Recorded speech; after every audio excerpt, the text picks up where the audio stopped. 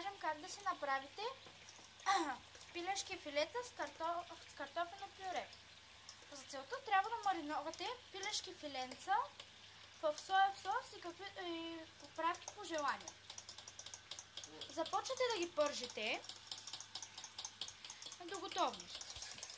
За картофеното пюре трябва да загреете вода на котлон до 100 градуса и да прибавите картофено пюре на маги и да разбърквате до готовност. Картофеното пюре се изсипва в купа с помощта на лъжичка.